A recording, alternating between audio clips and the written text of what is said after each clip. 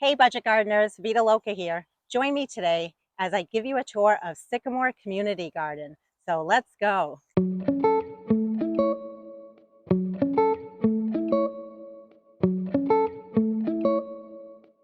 So I'm joined here today by my good friend Kaylin, and she's heavily involved with Sycamore Community Garden. So I'm going to have her give a little bit of history and information regarding the garden. Yeah, so I'm the garden manager here at Sycamore. And first of all, I just want to thank Kavita so much because Oh, she thank just you. donated all these beautiful plants to our garden. My pleasure. Yeah.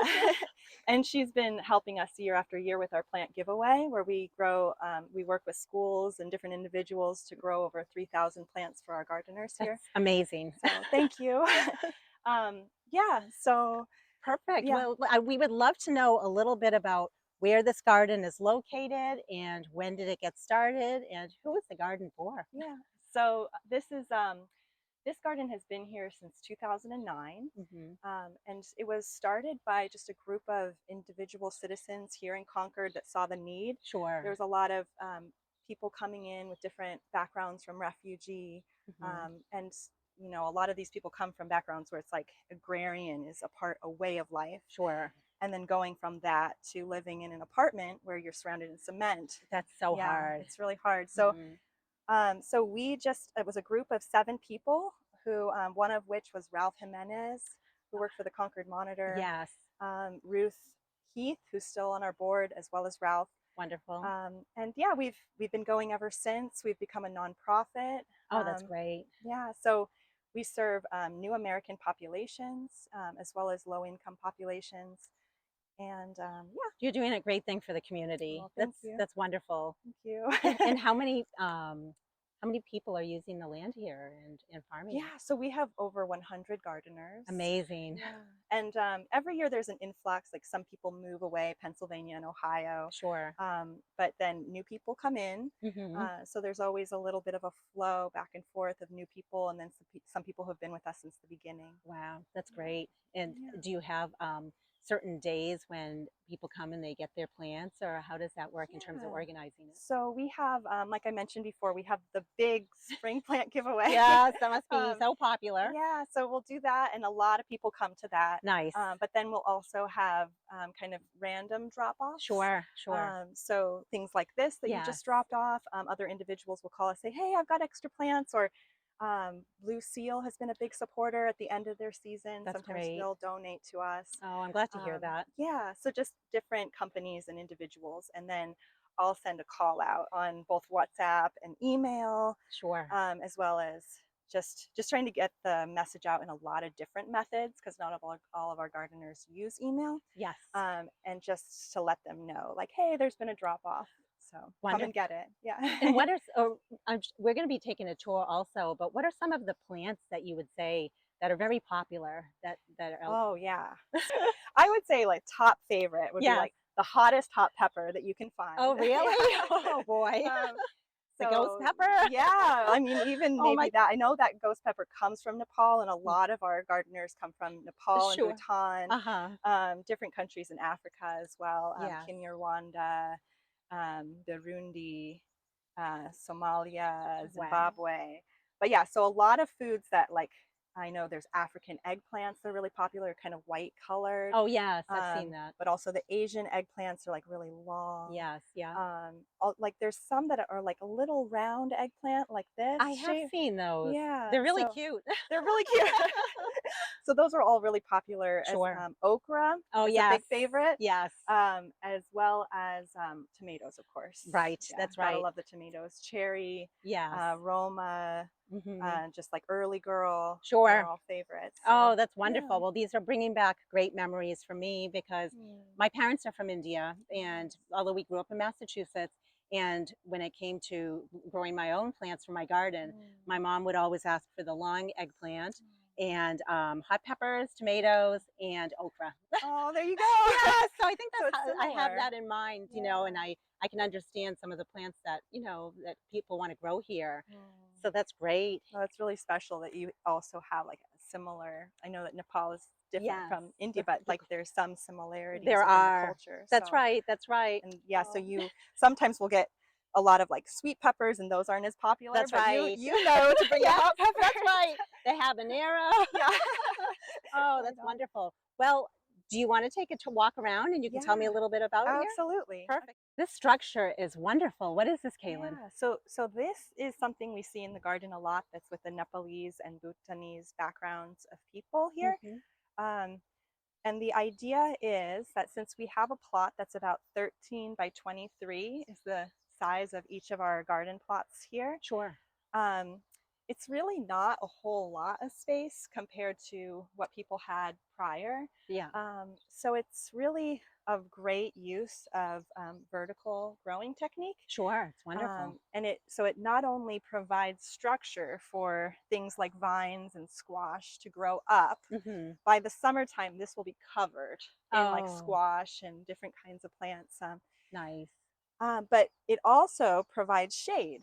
Yes. So you'll see when we come around the other side that there's a lot of tomatoes and mustard and different kinds of greens down here. Oh, that's great. Actually prefer a little bit of shade. I was going to say like even lettuce maybe, things like that. Yeah. What a great idea. This is wonderful. Yeah, so this you see a lot in our garden, and there's like variations to it, and maybe you can put the name in when we get it. But yeah, definitely.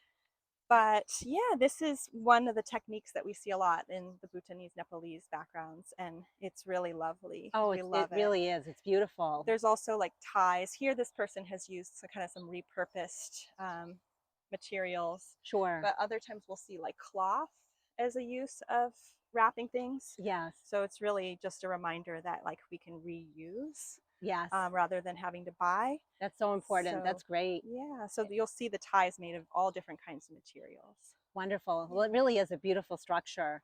Let's take a look at it on the other side, shall we? Sure, let's. Perfect. Okay.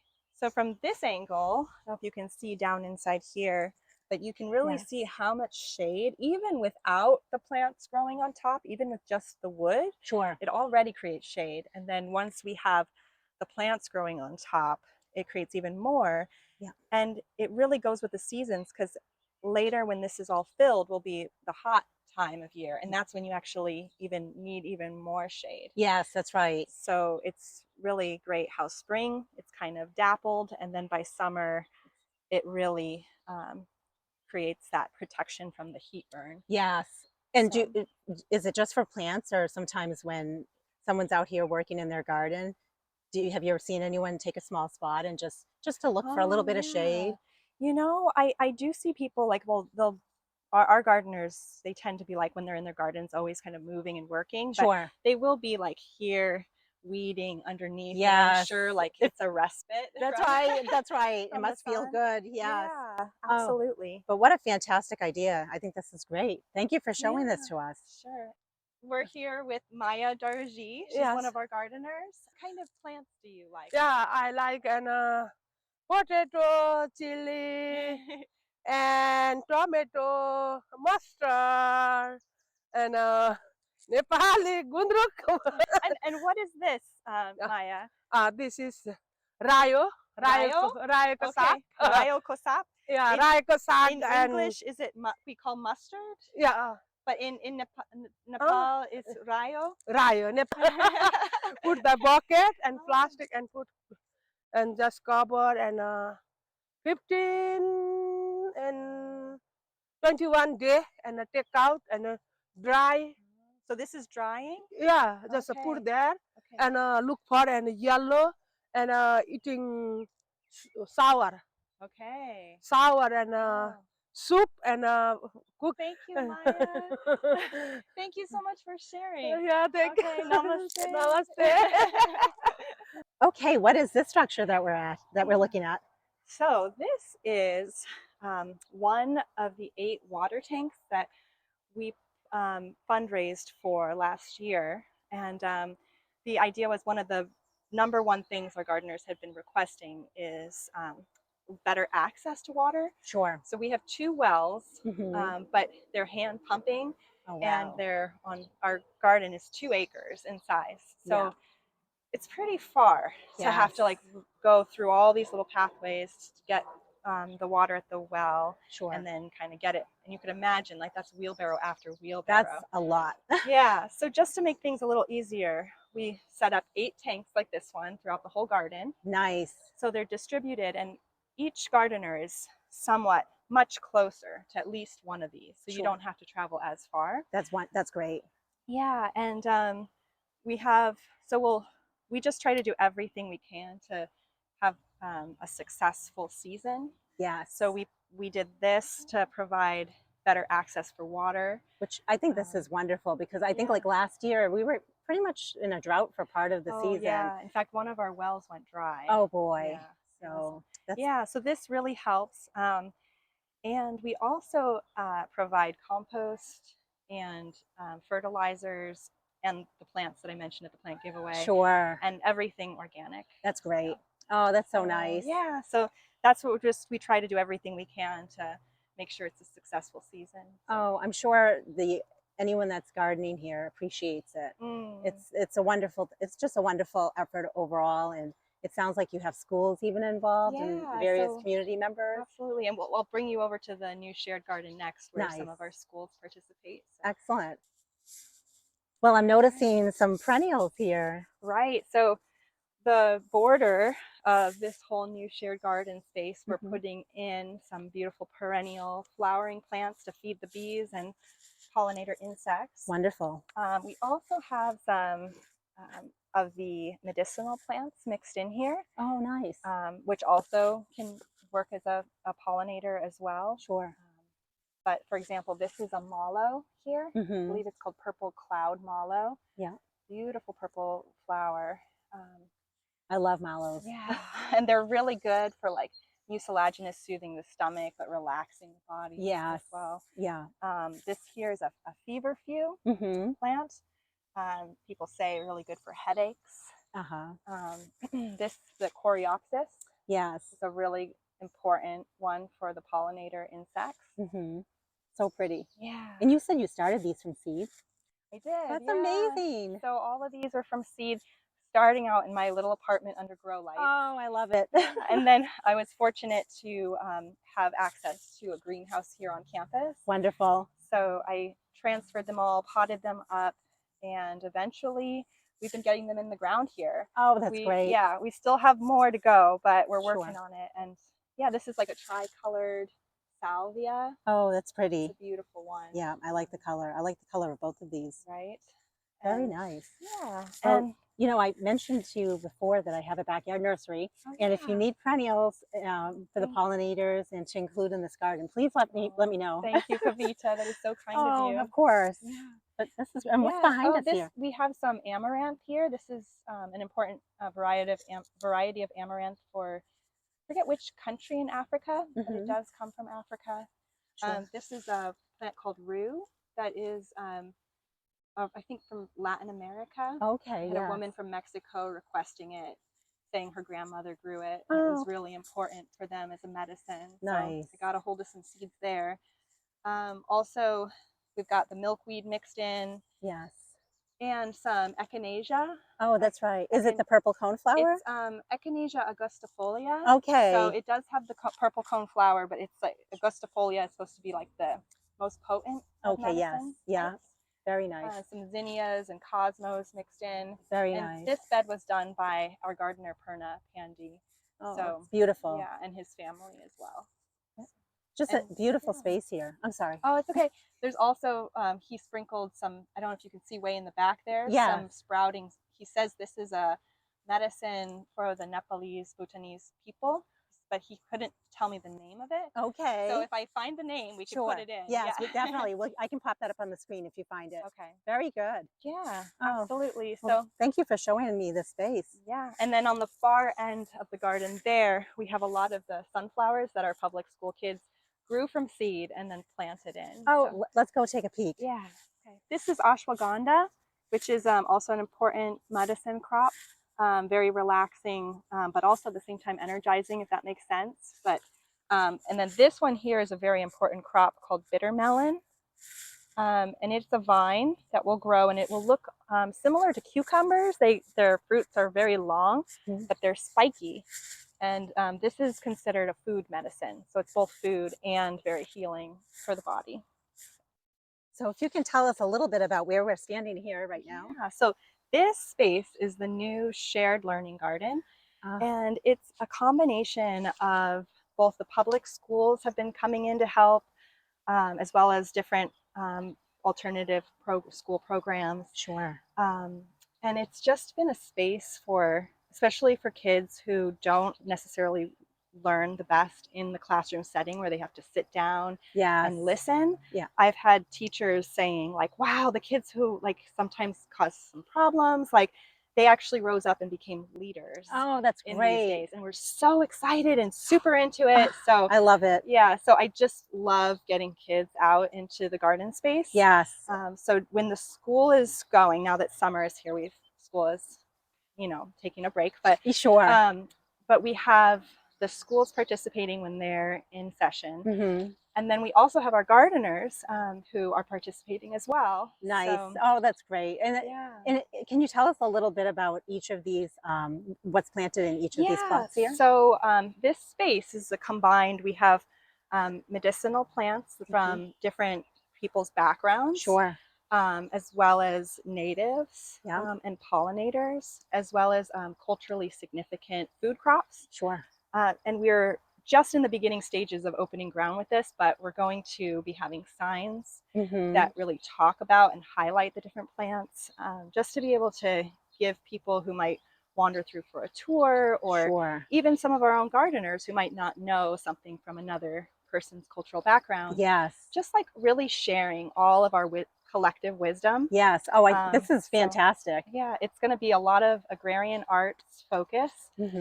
This area here is the Abenaki Seeds project. Sure. So we have actually let's walk over that way. Yeah, let's do it. Okay.